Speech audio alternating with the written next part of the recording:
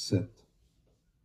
Au moment même où je veux changer le sort de mon peuple et guérir Israël, les péchés d'Éphraïm et les actes mauvais commis par Samarie ont été révélés, car ils ont pratiqué la tromperie.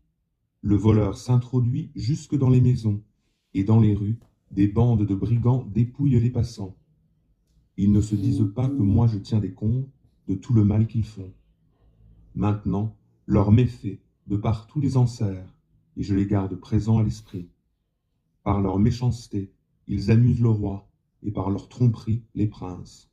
Tous, ils sont adultères, brûlants comme le four du boulanger qu'il n'a nul besoin d'attiser depuis qu'il a pétri la pâte, jusqu'à ce qu'elle soit entièrement levée. Au jour où on fête leur roi, les princes se rendent malades, échauffés par le vin, et le roi tend la main à ses moqueurs. Ils s'approchent de lui, le cœur embrasé comme un four, brûlant pour leur complot. Toute la nuit, leur fureur sommeillait, mais au matin, elle s'embrase comme une flamme ardente. Tous, ils sont échauffés, tout comme un four, ils consument leur chef, et tous leurs rois sont renversés, sans qu'aucun parmi eux ne fasse appel à moi. Éphraïm se confond avec les autres peuples. Éphraïm est pareil à la galette qu'on n'a pas retournée au four. Des étrangers ont épuisé sa force, sans qu'ils s'en aperçoivent. Déjà, les cheveux blancs lui garnissent la tête, sans qu'il s'en aperçoive. Et l'orgueil d'Israël témoigne contre lui. Malgré tous ses malheurs, eux, ils ne sont pas revenus à l'Éternel leur Dieu, et ils ne se sont pas tournés vers lui. Éphraïm est semblable à un pigeon naïf qui n'a pas de cervelle.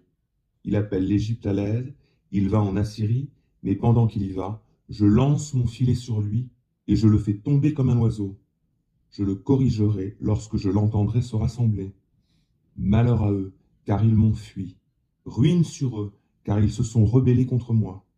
Moi, je les délivrerai bien, mais eux, ils tiennent à mon sujet des propos mensongers. Ils ne crient pas vers moi du fond du cœur, mais ils gémissent sur leurs couches. Quand ils se font des incisions pour du blé et du vin, de moi ils se détournent.